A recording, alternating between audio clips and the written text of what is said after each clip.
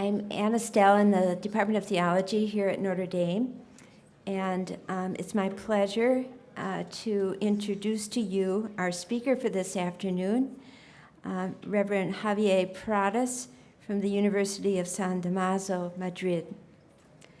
A priest in the Diocese of Madrid, Monsignor Javier Prades is Professor of Systematic Theology and Dean of the Ecclesiastical University of San Damaso in Madrid. He took his license in law at the Autonomous University of Madrid and his doctorate in theology at the Gregorian University of Rome. Monsignor Prades is a member of the editorial board of the International Catholic Review Communio. He is the editor most recently of Retrieving Origins and the Claim of Multiculturalism, exploring the philosophical, legal, and theological roots of Western multiculturalism. You should all have a text of Monsignor's lecture today. He tells me that he may move ahead from paragraph to paragraph, and I think he'll signal that when he abridges his text. The title of his paper is Post-Secularity, Post-Modernity, and Pluralism, the Christian Witness as a Contribution to the Good Life in Today's Society. Please join me in welcoming Monsignor Prades.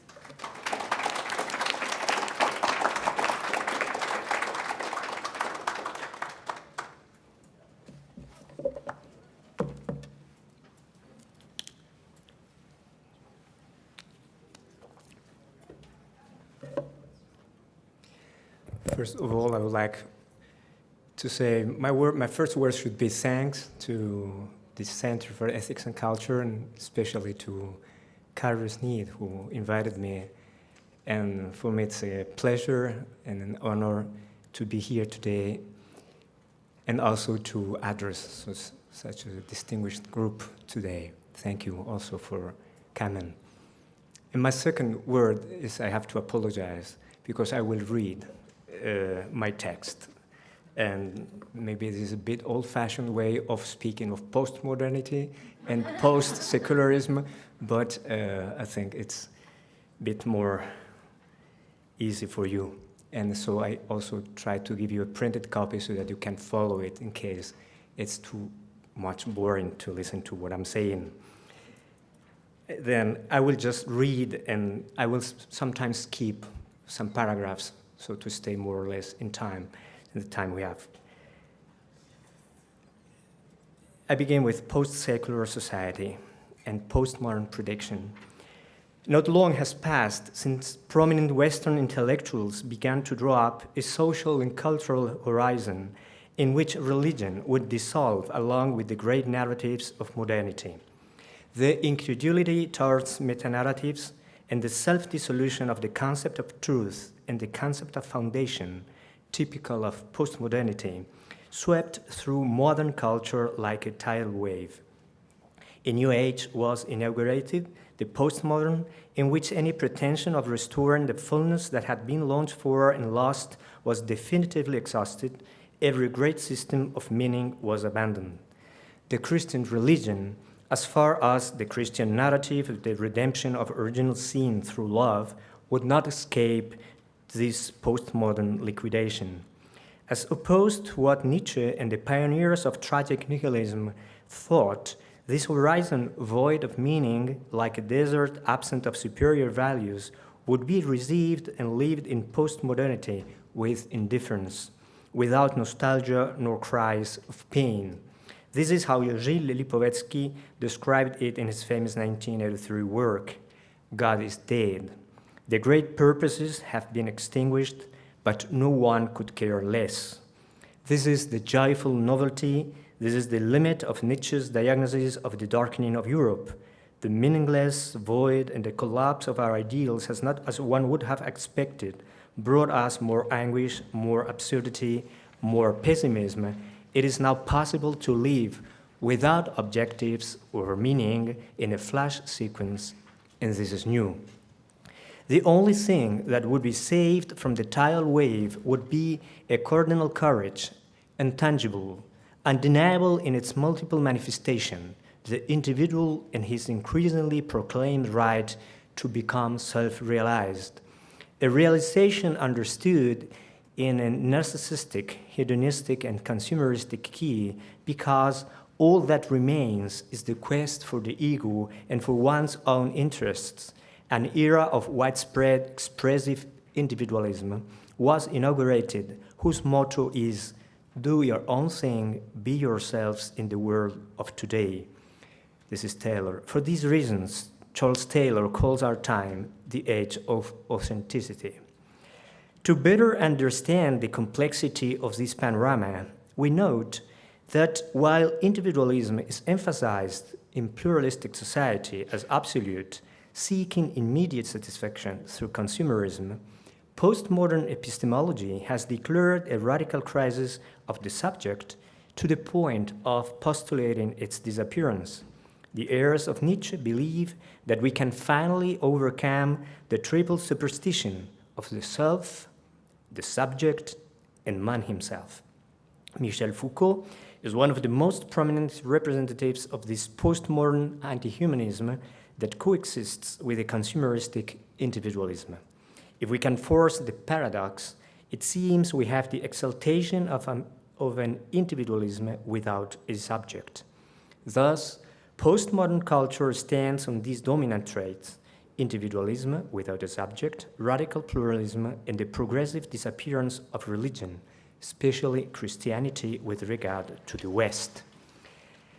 Several decades have passed since these predictions were made, and though it is true that the authentic and pluralist mentality that the postmodern intellectuals foresaw dominates our time, on the other hand, the facts show that religion is not as weak as they had supposed. Some of the grand narratives were indeed subject to a deep critique and have lost influence over the general mentality. Of course, among these, we must include that of the existence and meaning of the truth. For this very reason, it is surprising that religion would resist disappearance.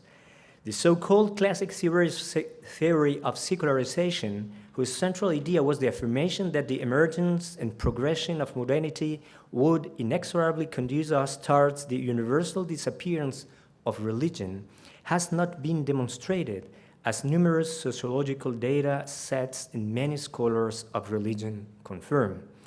In Western societies, there has been an important reduction in religious beliefs and practices, sometimes quite profound, but this is not necessarily a consequence of the processes of modernization, as if there were an inherent law that governs human progress from a primitive religious state to another modern, enlightened, and secularized or post-religious state that is now irreversible. There is not, in the words of Charles Taylor, a historical process by which man has liberated himself from ancient religious illusions that obstructed his knowledge of reality, such that, in the end, the underlying authentic human nature, understood as a secular or non-religious substratum, would blossom. These subtraction stories are, to Taylor's judgment, profoundly erroneous. In a similar way, let us recall how Brad Gregory rejected the interpretations of secularization that are constructed on the idea of an inexorable substitution or replacement of one historical period by the next. Religion, far from disappearing, is still among us, though it manifests itself in forms differing from those of previous eras. We are not facing the story of a disappearance, that of religion, due to a conquest, that of secularization, but rather a new placement of the sacred or spiritual in relation to individual and social life. This new placement is now the occasion for recompositions of spiritual life in new forms and for new ways of existing both in and out of relation to God. Western societies have entered into a phase that is no longer simply secular, but rather post-secular. There are differences between those authors who have analyzed this phenomenon, but in general, they coincide in describing it as a new global and multicultural setting that defends the difference between the secular and the religious spheres, but does not take responsibility for its collapse nor the modern pretension of its necessary privatization. Taylor refers to this new social setting, which he calls Secularity 3, as pluralistic and heterogeneous. Many options compete amongst each other in order to offer new answers to the quest for human fulfillment. Religious faith, particularly Christianity, merely appears as one among them and frequently not the easiest to embrace. This difficulty is caused by the dominant position that he refers to as an exclusive humanism, a self-sufficient or immanent humanism that, especially with regard to Christianity, seeks human happiness and fulfillment apart from any possible transcendence. Number two, given the fact that religion has not disappeared, more than a few intellectuals influenced by postmodern theories have begun demanding that religion beliefs meet certain criteria in order to be accepted in post-secular culture. It is sufficient to take a brief look at two of them, Gianni Battimo and Ulrich Beck. They, both of them in different ways, advocate for a kind of way of religious critique or a third way situated between the extremes of the inexorable decline of religion and the decline of the secular. This third way would be that of a postmodern or transfigured religiosity and a second modernization, with three fundamental traits in accordance with the cultural mentality that they represent. First is the emphasis on religious individualization or subjective religiosity lived outside of a religious institution, where the communal aspect is not necessary. The communal aspect of religion is generally conceived as a limitation or even a threat to the freedom of the believing subject rather than a possibility or promotion of that freedom. From their views, communal religiosity could easily be branded as moralistic and authoritarian. Rather, the goal is to promote a spiritual quest more than a religious one, spirituality without religion or believing without belonging, the well-known expression. Today's motto is, let everyone follow his/her own path of spiritual inspiration. Ulrich Beck recognizes a personal spiritual reenchantment or a revitalization of religiosity and spirituality in Western Europe. Curiously, a century after the well-known theories of Max Weber about the disenchantment of the world as an inexorable sign of the progressive emancipation from religion, those who have taken note of this religious revitalization in the developed world are sociologists.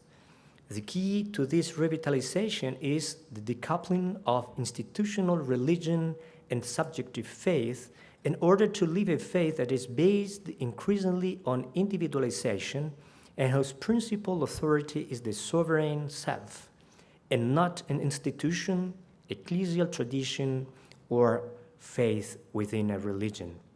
Distinguishing almost in the classical way between faith and religion, the latter implies a common God that all of the members of said religion would have to worship out of obligation. The former would be an expression of a complete religious freedom, the latter of religious submission. The second characteristic is the rejection of any pretension of an objective religious truth. They don't maintain that the religions are strictly false. They can contain true elements, but these would be epistemologically unverifiable. The only criteria of verification appear in the sphere of praxis and are interpreted as seeking without finding and charity without reference to truth.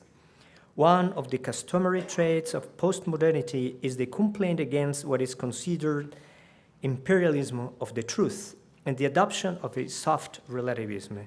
It is for this reason that in the form of religion accepted by postmodern authors, any pretension of the truth is replaced by charity, referring specifically to the Christian formula in 1 Corinthians, by tolerance as expressed in the Enlightenment, or by solidarity in contemporary terms, that constitute the criteria of verification for any form of religiosity.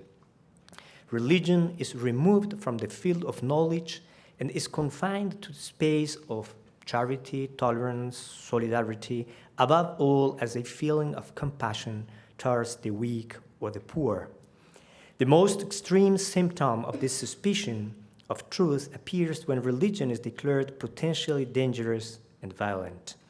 This criticism applies especially to all forms of monotheism, which, according to Peter Sloterdijk, because of their universal pretensions, run the risk of liberating a high polemological potential, that is, a potential that intensifies struggle. Beck seemingly shares this thesis when he announces the existence of a mutually exclusive relationship, at least with regard to the religious sphere, between truth and peace.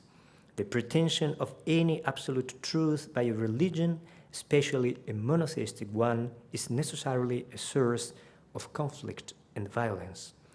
Once again, we find this serious existential difficulty for our pluralistic societies because they consider incompatible the proclamation of the truth and the loving reception of the other, especially another that is different. The third characteristic, a consequence of the previous two, is that of cosmopolitanism, or a breaking down of barriers between different religious groups. If what one seeks is a detraditionalized transcendence without a concrete historical figure and without a face, its profile is modeled by the self that sketches a God that fits into its personal experience. The profile of this transcendence would be fragile, plastic, and mutable. Each individual would be free to seek out his or her own private synthesis, to integrate traditions and perspectives from other religious options, individual or collective, into one's religious experience. From there, Beck defends the idea of a personal God, their eigene Gott, understanding personal as one's own, as a matrix of this new religiosity. However, this religiosity acceptable to the postmodern world has a very important limitation that we must take into consideration. It fails to resolve the dialectical tensions between individuality and community, freedom and truth, works, solidarity, charity, and words, or between love and reason. When the first of each of these pairs is given priority, individuality, freedom, works, love, it is in direct opposition to the second element, community, truth, words, reason. As we can see, any religious proposal for the good life built on this foundation, whether it be personal or social, would be extremely fragile, and even more so, would frustrate the expectations of this individualistic world, which exasperates its freedom and practical form of expression in order to achieve the human fullness it so long for in this age of authenticity. For this reason, we must critique the foundation of these contradictions as an essential element of the Christian contribution to the good life.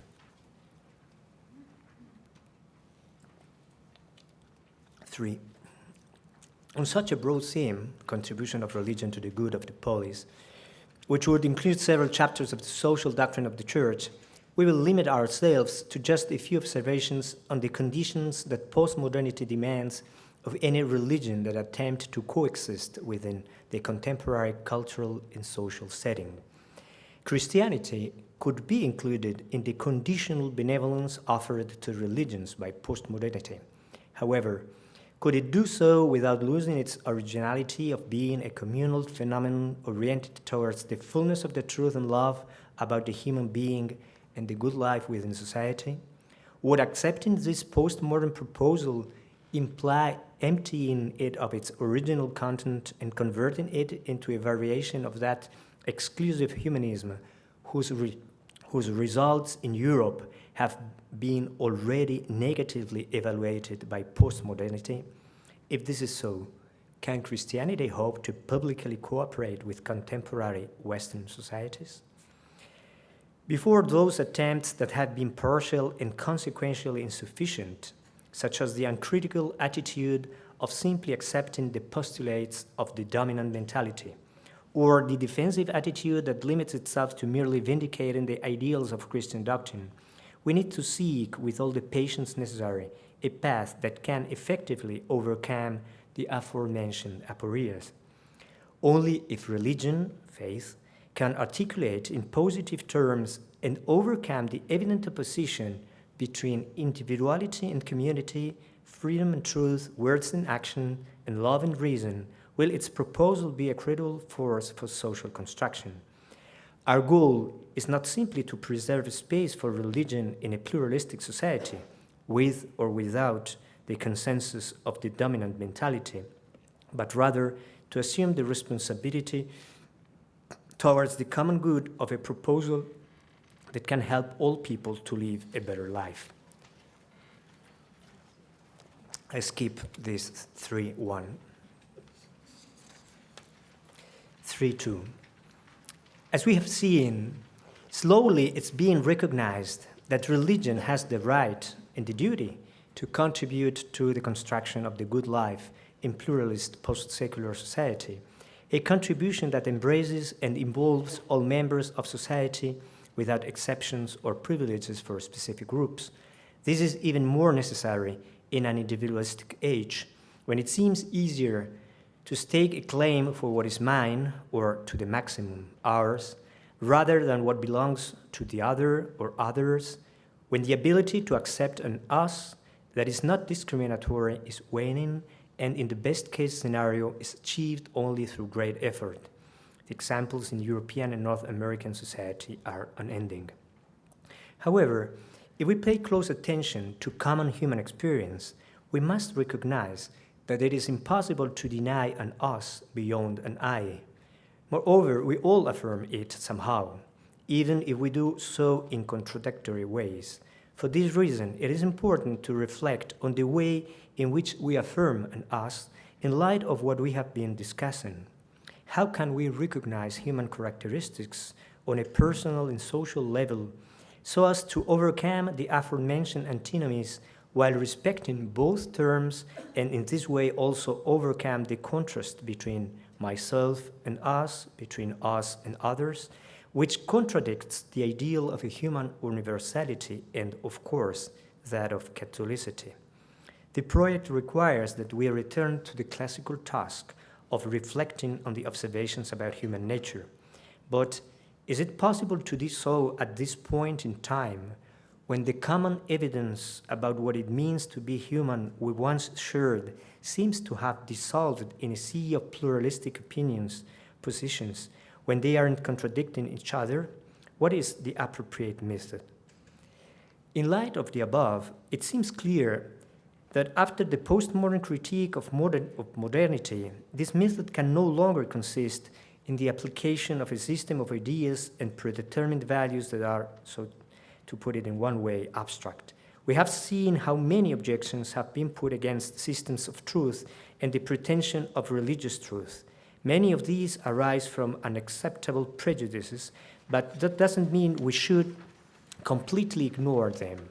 Indeed, in order to achieve effective social transmission of the principles, values, and ideals that establish a culture, including the religious ones, it is not sufficient to move within the theoretical level, comparing intellectual constructions, in order to determine which contains the most truth.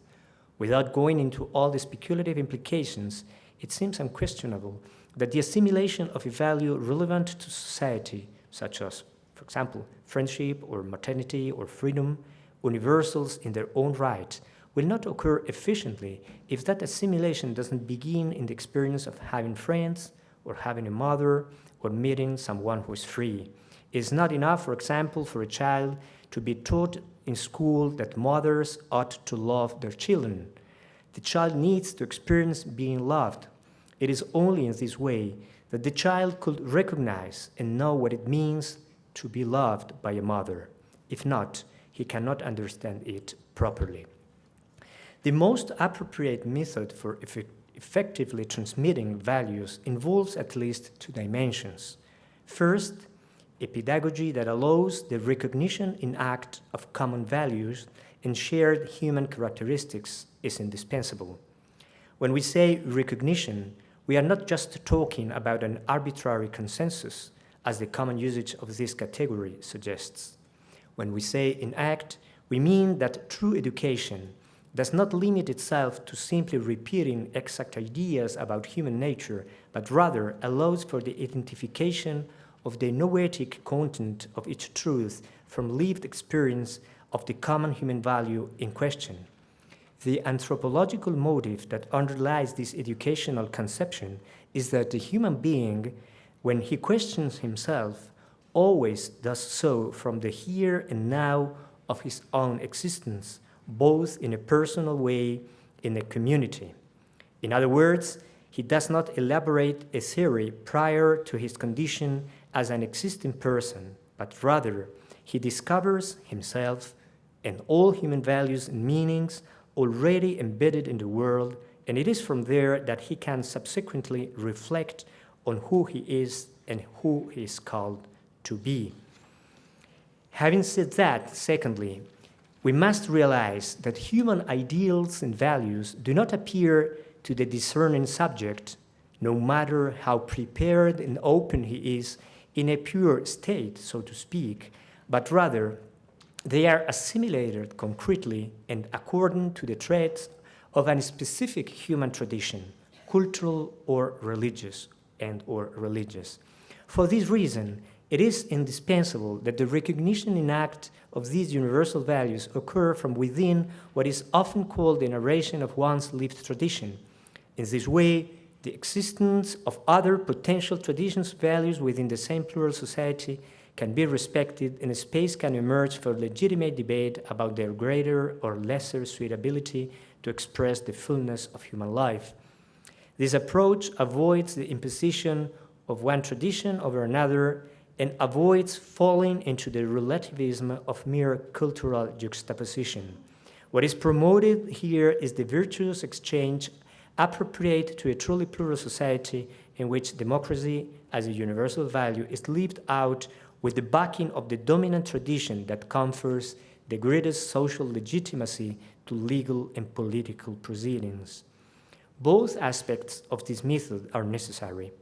On the one hand, the exercise of a personal recognition of the correspondence, adequatio, between the social practice of a value and the elemental structure of human experience. On the other hand, the narration of the communal, social, and cultural contexts that make it effectively possible. One must be able to understand in a personal way, through the exercise of one's own reason, that friendship or maternity or freedom are undeniable dimensions of a full human experience and therefore universal values. It is an epistemic aspect related to the person as an individual substance of rational nature. And that effective recognition is only possible where there is a social context that narrates the effective experience of free men, of true friends, of mothers that love their children. With regard to the Christian tradition, this double criteria has always, in our opinion, formed part of the Church's task of transmitting the faith and customs as far as it implies, as we will see now, the reality of a particular historical and cultural context in which a new humanity with a universal scope takes shape. This new humanity, which represents a fullness according to the measure of Christ, takes shape thanks to an overabundance beyond mere natural experience from the gratuitous initiative of God, election.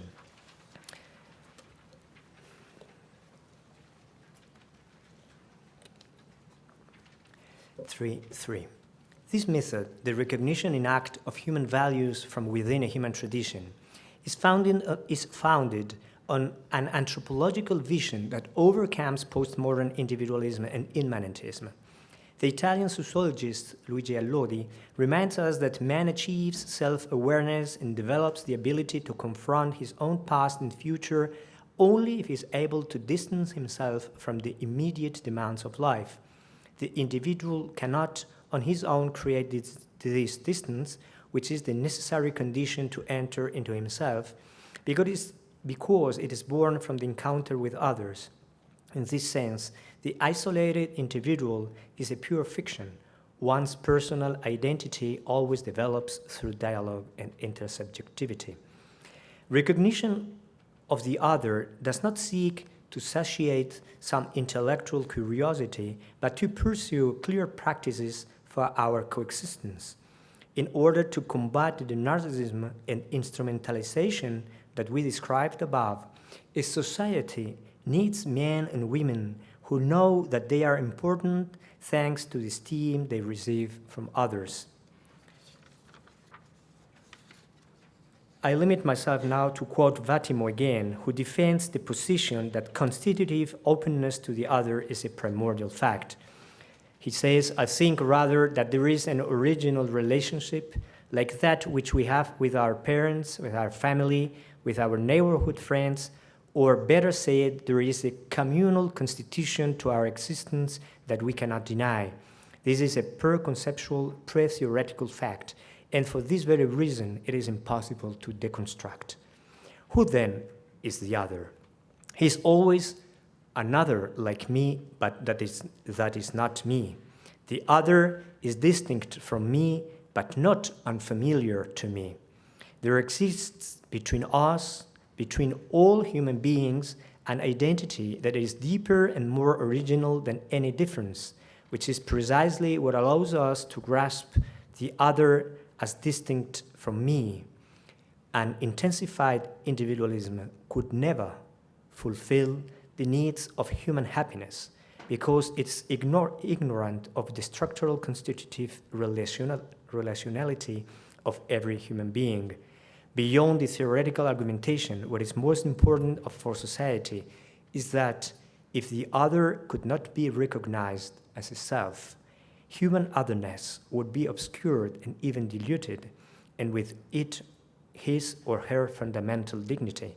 Recent history has shown us the tragic and devastating consequences that this worldview has had. 3.4a. The self is reborn in an encounter to overcome individualism. If what we have said up until this point is correct, it is necessary that something happens in one's personal life in order effectively to discover or rediscover the original principles and values of the human condition, overcoming individualism and exclusive humanism. What is needed is a human encounter because the self is reborn in their relation with others, as is confirmed by common experience, in which, because of one singular encounter, a person can recover his self-confidence and the intellectual and emotional energy necessary to re-embark on the authentic human life. This dynamic nature of the encounter corresponds in the social and moral order with the conception of the open and relational human condition to which we have been referring. With this in mind, we can understand that the recognition of values from within a particular tradition requires an encounter with another person. In the encounter, we put ourselves in play, opening our life before the other, inviting him in this way to do the same. We can only speak of encounter in its full meaning when this free and personal involvement takes place in a spiritual exchange of truth, communicated and received with love. This is what, according to Hans Urs von Balthasar, we call a testimonial communication of the truth. We are not talking about a mere external or formal exchange, nor a purely dialectical encounter that attempts to impose a set of ideas on the adversary, despite the fact that there always exists a noetic dimension to every spiritual exchange, but rather a reciprocal openness that brings about a deeper relationship with the other. Every encounter worthy of this name produces a change in its participants, and this change culminates in an experience of unity in which the other enters into my heart and becomes part of myself, and myself becomes one with the other. Lumen Fidei reminds us that just as there is no knowledge without freedom, neither is it possible to speak of truth without love. Moreover, it is love that allows the constant renewal of mystery of truth, such that it always opens to something greater than what is already known. Only he who lives with love reaches the fullness of truth, for only he is able to be at the service of the truth that is communicated, pledging its veracity and its loving self-giving. Rediscovering this profound cognitional and unitive dimension of the encounter is fundamental. In regards to the evangelization of post-secular society, which is our concern, it is helpful to point out that this testimonial form of communication allows us to go beyond the opposition between you and I, or us and them, between truth and freedom, between reason and love, and between words and acts that we have detected in post-secular culture. It does not give way to any form of relativism, but rather it exhibits a more radical ambition than a mere agreement or consensus about a cultural or social diagnosis. Strictly speaking, it is about reaching the heart of each person in the biblical sense, that is, reaching the deepest and most unifying level of the person where conversion takes place, that change of horizon and of orientation for one's life that we have been referring to. This method of encounter might seem, at first glance, less efficient at spreading the Christian message, since it requires a person-to-person relationship. There are billions of human beings in the world, sometimes with such urgent problems that it seems that they need other forms of immediate action. Anyone who has contemplated the impoverished peripheries of any third world megalopolis immediately experiences this disheartening impression. Undoubtedly, we must launch cultural, social, and political initiatives to confront many aspects of this poverty and other aspects of social life. And at the same time, we must accept the challenge of asking ourselves if the encounter is, or is not, the best way for people and communities to recognize and live out the human values that have been wiped out by postmodern culture, and of course, to live the faith. In our view, given the depth of the postmodern cultural phenomenon, it's not enough to simply repeat declarations of values, but rather what is necessary is a concrete pedagogical itinerary that allows them to be recognized and assimilated as they appear integrally or partially before us. And the necessary condition for this regenerative educational task is the event of an encounter. B. Nietzsche, with his usual acuity, lamented, "I fear that we will never be free of God because we believe in grammar." In spite of himself, he realizes that something resisted the definitive collapse of meaning. His observation shows us the path we must take in the post-secular society: revitalize grammar, certainly that of language, but also, and more importantly, the grammar of creation. We must learn patiently the syllables and the words of the meaning of life in all of its expressions, especially in that most significant reality, which is man himself, that man that I am, arriving to our relationship with mystery. We cannot allow ourselves to be puzzled, much less scandalized, if those who have been born into the postmodern world do not know how to read reality, nor even read themselves. At different times, The Church has taught people to read using the Latin and Cyrillic alphabets and many others in Asia, the Americas, and Africa. Also to cultivate land and to comprehend the great institutions of life: birth, love, work, health, and sickness, death. If the diagnosis that we have made is correct, it is easy to understand that postmodern limits will not be overcome through the practices that worked when the social, cultural, and moral context was still favorable for the living transmission of human values. The educational task of the Christian communities in this plural and post-secular world is therefore that of teaching how to read reality in its full truth. The expression highlights the depth of the educational task of the Church in the current crisis. Indeed, in the contemporary situation, we have to assume a radical duty. We must start from the beginning. We must be prepared to learn even what we believe we already know. We are the first who must return to school, sit venia verbi, if we want to help others, because we are the first ones who must relearn to read reality as it is, as many times as necessary. He who contemplates reality with the eyes of faith, that is, with a human gaze purified by grace, can carry out this fundamental and decisive mission, that of learning lovingly to recognize and welcome reality as it appears in its true condition as creation and as salvation history. We have said that the task is a radical one. That is, we must start from the beginning.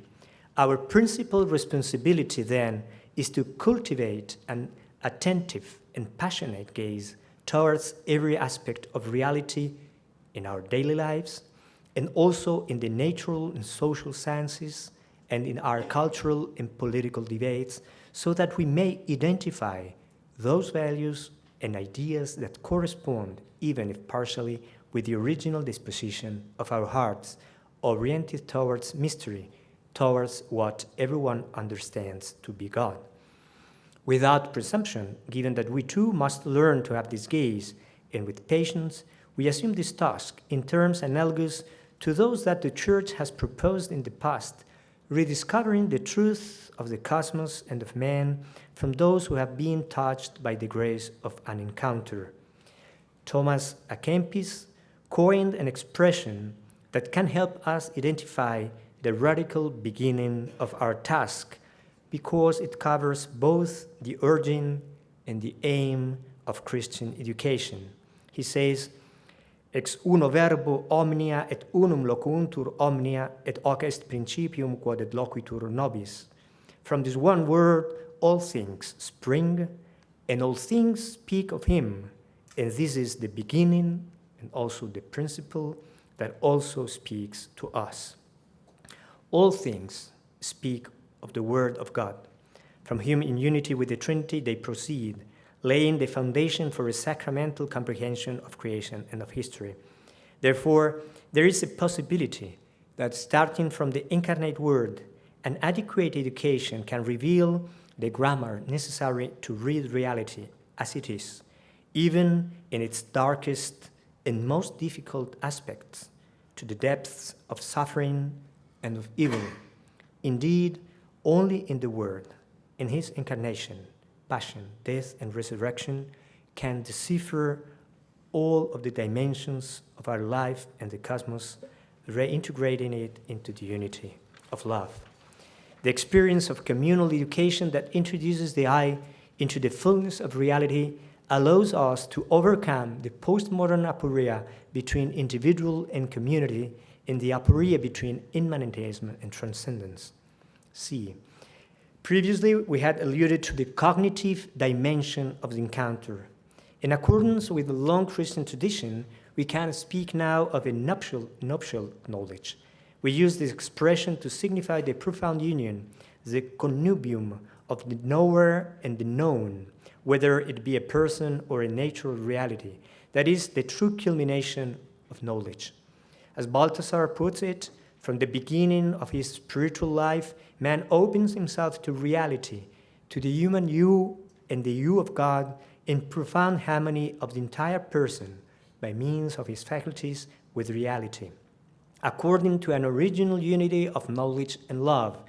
His final perfection is the personal relationship to the believer with the triune God in this life and permanently in eternity. When someone witnesses to another or to everyone through a publication or social media what the true nature of a value or an idea is from his own experience, he makes possible a common recognition of what is properly human, making then possible the unity of love as the basis for the common life of society. This cognitive, affective dynamic is the alternative to the secularized knowledge that Gregory and others have denounced in academia and Western elite. Identifying this secularization, though very important, is not enough to overcome it. We need human communities that, beginning from the event of an encounter, favor one's personal journey, wherever we are, to reach knowledge and love of one's self, the other, the social and political community, and all of creation. D.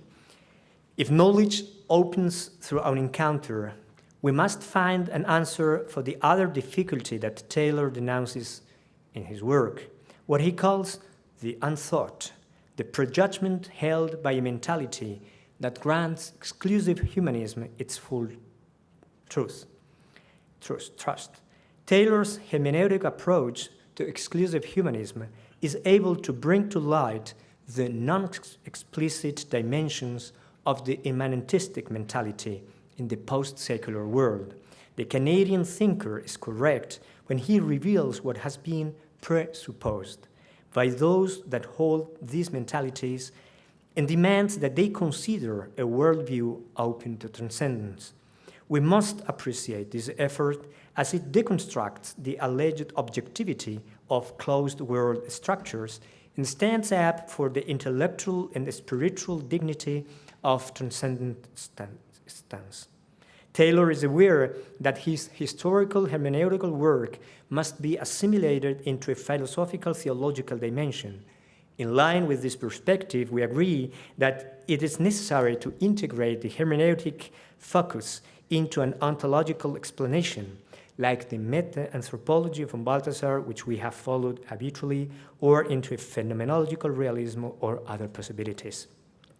Other than these clarifications, we must insist on the fact that only an event can reveal this prejudice as a prejudice and thus allow reason a greater openness to the truth of the real. I was quoting here a Spanish philosopher, but perhaps I come back in dialogue. Paradoxically, the category of occurrence or event that is not far from the sensibility of some postmodern philosophers, seemingly allergic to that of being, can be newly accepted from the originality of Christian revelation as the essential condition for a metanoia, a change of mentality, a purification of reason that makes it more capable of providing certainty, not less, and thus more adequate for providing a complete vision of the world and of man. E. Education in reading reality in all of its truth and depth until reaching the mystery of the true and living God causes the growth of the human subject in his reason, in his freedom, in his capacity to perceive created reality and the fullness of human life. In this way, it is possible to accept the postmodern challenge about the scope of the religious pretension of proclaiming the truth, as well as about the adequate critical evaluation of partial and deformed religious expressions. Christianity accepts submitting itself to the tribunal of human experience in the sense that it addresses the heart, in its biblical meaning, to the human condition as such, in order to show that its original vision of the relationship with mystery does not destroy the relationship, but rather perfects it. In this way, it can identify the irrational, imposing, or intolerant versions of religion as contrary to the nature of God, and may critically serve intercultural and interreligious dialogue. Number 4, not 3, conclusion, and I'm almost over. In the current post-secular age, the conditional benevolence of postmodern thought towards religion is a challenge for the Christian message, but it can also be a new opportunity for its mission. Revealing the prejudices that undergird the postmodern attitude towards religion is not enough, nor is contenting ourselves with simply proclaiming religion's legitimacy in the public square. Both are necessary, and that is why we have addressed them, but they are insufficient. In order to serve the good life of contemporary society, we must also everywhere witness the Christian proposal. With the postmodern aporias, freedom versus truth, individuality versus community, words versus works, love versus reason, our proposal has been reclaimed to reclaim the originality of an experience that can overcome these aporias, the testimonial communication of the truth, in an encounter that unifies freedom and truth, integrates with its personal, with that of the community, allows a discourse capable of generating common spaces, and harmonizes human rationality with the transcendence manifested throughout history. This biblical and anthropological category can seamlessly deal with the values presented dialectically by the postmodern attitude, showing how they can be adequately integrated without having to go backwards to past eras, but rather moving into a new space capable of overcoming the uncertainty on the decline of human bones that mark contemporary society. By this same measure, the life of the Christian faithful in any circumstance, understood in its full testimonial character, both personal and communal, would be as such a service to the good life of contemporary society. Thank you.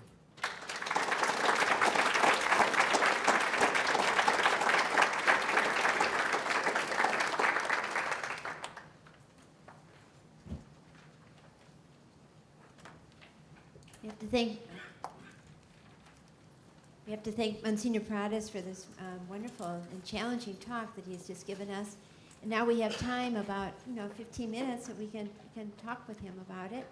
And so, if I know that it might work best if those of you, especially in the back of the room, if you would just stand up and speak loud, rather than that I waste time trying to, or. Yes, and of course I'll be glad to run with the microphone, but if you're, it will work if you speak up. But otherwise, I'll try to get this to you. So. Yes. Very simple question, and I could talk loud. Is this to be published with footnotes, documentation, and Cameo? I hope so. I don't know still where, but I think I will publish it with all footnotes and references and all.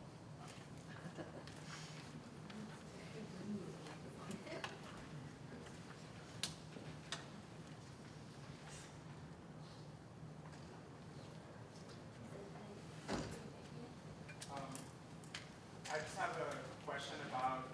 It's better that I can really understand, because otherwise I will have problems to answer it. I just have a question about maybe how would someone go about talking to a materialist individualist in the sense that trying to convince them, they would just say that your actions would have no effect on me, and no matter what you would do, I just believe what I believe. I might be misunderstanding their position, but that's what they would seem to respond. So how to counteract that? Would it be just through witness, or? Can you repeat, please? Because I've not really understood what you are asking me. Oh, okay. So someone who would be a materialist, Yes. individualist, Yes. would just say that whatever you have to say is your own truth, and that would not affect how I view it and how I see it. And that's my personal philosophy. It's just the fact that I decide what I want to believe, and no matter what you say, it's not going to work for me. And I mean, I might be misconstructing what they would say, but how to deal with someone like that. Would it be just through witness? In the full sense of witnessing, I think yes. I mean, of course, there are so many times where there is no possibility of a dialogue, and you tell what you think or what you about human life, about society, and obviously we meet every day many people who say what you were saying. Well, I have my philosophy, I have my own worldview, you have yours, stop, and I would never accept that you just tell me what is right or wrong or whatever. It is why I was trying at the beginning saying that it cannot be simply a comparison between systems or philosophies, because what Cardinal Newman said is that, to my experience, he said, in 19th century, no one has ever converted through a syllogism. So in the sense that, and we should ask us why. I think he's clever, Newman, and he's right, because the meaning of life, believing or not in God, has to do with all dimensions of human life.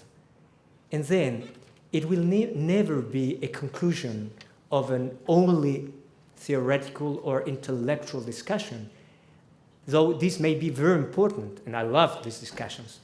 But what is really full of mystery in any of us is that there is an integral way of seeing yourself. When you say you believe in God or not, that implies also the way you understand yourself and your interests and your desires and the meaning or not meaning of your life. So I try to say something should happen. I didn't read about this Spanish philosopher, Manuel García Morente. He was an agnostic, an atheist. And I had quoted, but it was too long to tell everything. And he was a Kantian. And he thought, obviously, being coherent with Kantian philosophy, that God was only an idea and was not ever verified through experience. So out of the critique of pure reason, okay? Something happened in his life, like Claudel, like others. And then, this is why I said an event can only show prejudice as such. Is it a prejudice that human nature is not open to transcendence? I think yes, because I think that human nature is originally open to transcendence. Why should it happen that an intelligent, cultivated person, Western person, thinks that the opposite, that the original position of human nature is not believing in God, atheist or secularized or whatever, and we believers have constructed over a pure humanity which does not have any need of God. This is Feuerbach, this is Marx, this is different authors in 19th century. At the end, we can all say that the others are prejudiced, or as a Spanish thinker says, ideology is what the others think. Of course, I say the truth. I say the truth, you say ideology. And how can we deal with this? It is in this sense that I mean, what happened to García Morente was that during the Civil War, he went to exile, and at a certain moment in Paris, he had a very extraordinary experience. And when he writes the narration of what happened, he doesn't only tell us what happened at that moment, but he then understands that his philosophy was full of jumps, which were not coherent logically, but he had never seen that before. If you had had a talk with philosopher García Morente in 1935, he would have been there in front of you for hours on end, saying just simply that you are illogical, you are contrary to human experience, while I would have been there for hours on end saying you are wrong in your understanding of human nature. It is the way God has chosen to open our minds to what the Pope Benedict said, Mut zur Weite der Vernunft, the courage to the openness of reason is not my project, it's not my proposal, that what I do, but what happens to me. And morally, I accept it. And then he changed. And maybe for him was extraordinary, was really exceptional what he tells and what he writes of his experience. For many of us has been in a very simple way. But this is my point, what I wanted to stress, excuse me, I've been a bit too long. But what I wanted just to underscore is that reason does not function separated from whole person. And we are within history. And this is through these encounters, events, what happens? That my reason can go a step further. That can be community, can be charity, can be goodness, can be loyalty, can be martyrdom, can be the surprise of beauty, can be, for example, for another, excuse me, for another scientist who is a very good friend of mine, he's an atheist. And he is always against all my reasoning. We are very good friends. And we go on. He's intelligent, he's a very good scientist.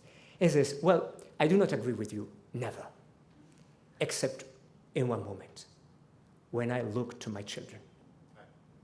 When I look to my children. This is the point. He says, the other thing that I have to respect is that you are not stupid, even though you are a priest. I mean, sometimes it happens. Sometimes it doesn't. God knows better than we do. Perhaps with this specific person, it won't be me or you who will be convincing. But earlier or later, something will strike him, will shock him, will open him, I think. Sorry, it's been a bit too long, sorry. You know, this is really sparked the conversation, so bring the mic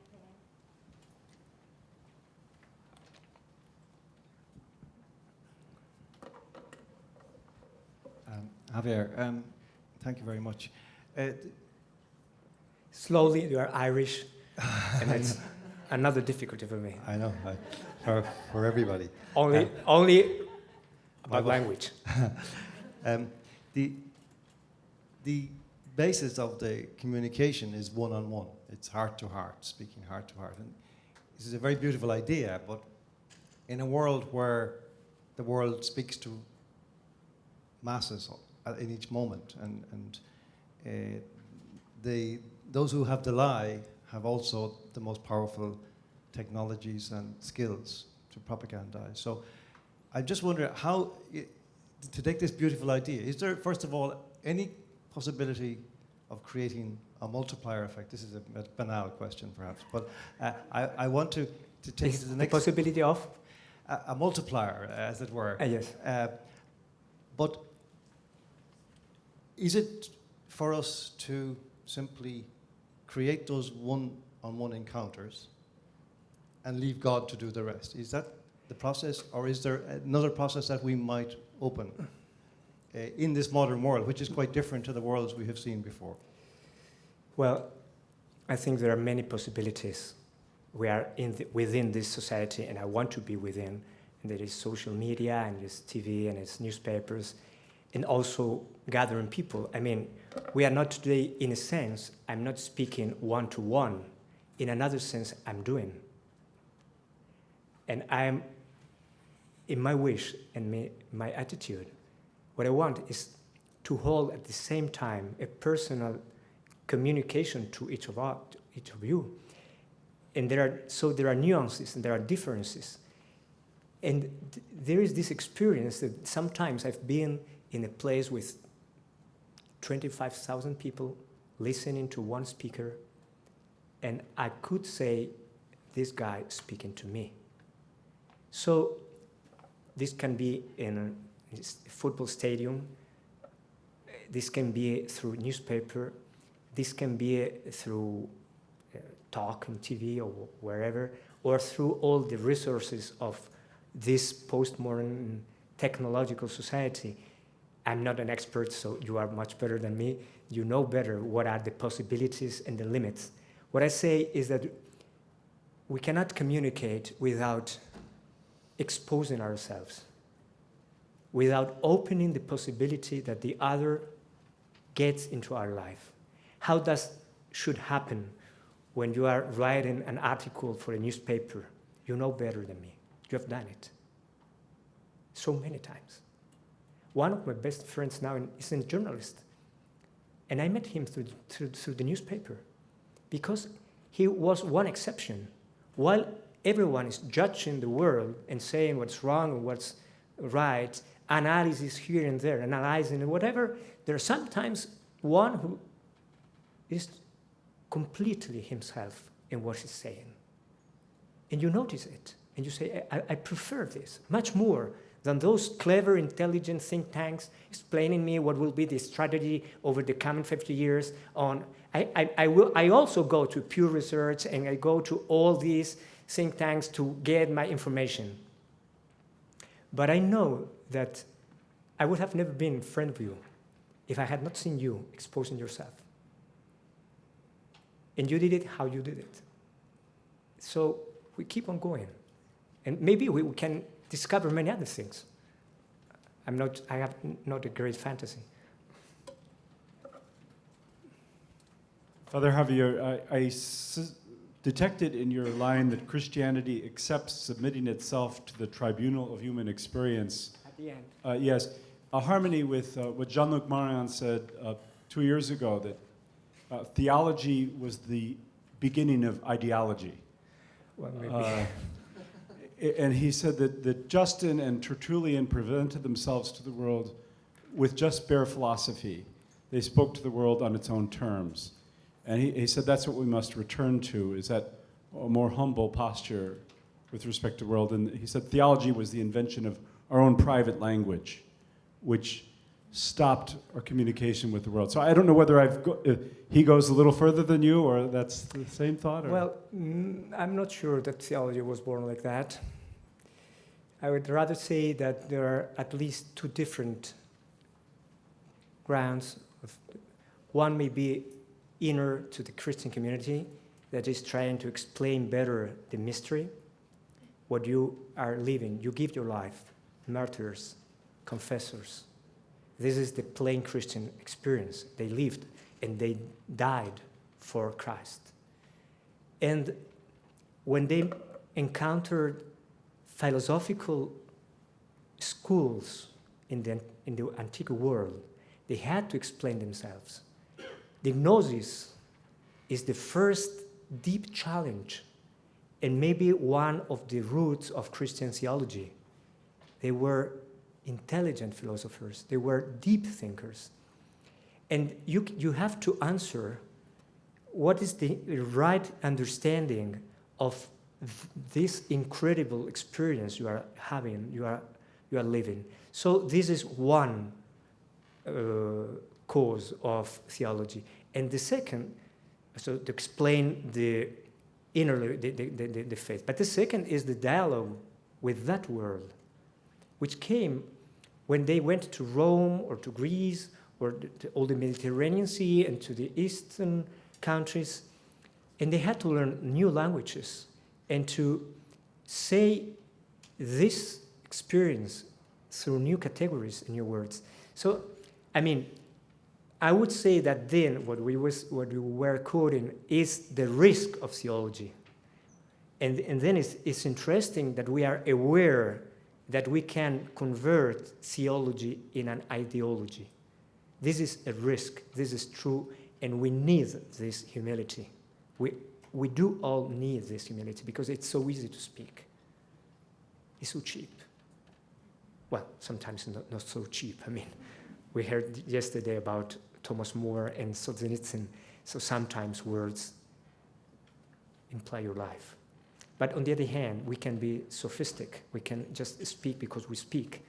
And then I'm grateful when someone tells me, what are you speaking about? What are you telling me? Where does your experience come out from? And so it's always useful to listen to critique and to what others have to tell us about the way they listen to us. Not only theology, preaching. How many people say, oh, it's so boring. I cannot deal with it. I cannot keep my attention. It's incredible. What is he speaking about? Or it seems to be ideological or out of the world. I mean, I think theology has a very important mission in today's world. I think I saw a hand up here. Thank you, Javier. So my question is about the relation between witness/encounter and logos. So sometimes in the current conversation, the two are opposed to each other. And I can't help but thinking that the witness was a teacher, the witness par excellence. So, Well, this is... yeah, so I mean, it seems to me that, yeah, so my question will be, you know, what's the connection between these two? Isn't it true that a witness or someone offering an encounter can be giving a vacuous or an empty encounter with no judgment? In my opinion, if it's an empty encounter, it's not encounter. On the Simply not. On the other hand, you were just giving examples of speaking in a football stadium or speaking here, where you're actually making an argument. So what's the difference between someone making an argument who's a witness versus someone who's just speaking, as you were just saying? It's up to you. It's you who have to notice the difference. I say it honestly. But the first question, it's my personal battle to rescue the category of witnessing understood as only as a good deed or a good attitude, separated from judgment, from knowledge. Why I had repeated many times that there is always a cognitive or a noetic dimension of witnessing. Because, and this is also through magisterium after the Second Vatican Council, it's not easy because even sometimes you find different ways of explaining this category within the documents of the Church. Sometimes, and I think in the Council, the great constitutions have an integral vision that implies what Jesus is. At the same time, Logos and Caritas. He himself, he in person is the truth. The truth, not an opinion, not a kind of irrational moving or whatever it is. And I think there are the best texts and the best following chain of documents, in my opinion, are explaining this vision of witnessing, which is integral, is full dimension. But there are some times where you can understand that when you are saying witnessing, you are just saying the aspect of doing good deeds, while the ideas or the comes from doctrine, and then you have doctrine and witness. My position, and it's my struggle, is that witness in the biblical, magisterial, and philosophical background should be interpreted in an integral way. So, Pablo Blanco from the University of Navarra, also in Spain. So thank you very much for your talk. I have enjoyed very much. And I must say that hearing to you, I have remembered what Joseph Ratzinger, Benedict XVI, said about the continuity and complementarity between God, creation, reason, truth, and love. Right. So my question is this year's Benedict option? I mean, Benedict XVI option, not the one that we have heard this morning. And is this one opposed to the Francis option? I mean, the Pope Francis option? I think not, but please tell me your opinion. Thank you. The Benedict, in the sense of Benedict XVI, is my option. In other sense, I don't feel able enough to tell. And the core of the question is what we had in, I would see the continuity between Deus Caritas Est number 1 and Evangelii Gaudium number 7, where there is the most important coincidence, to my opinion, between both of them.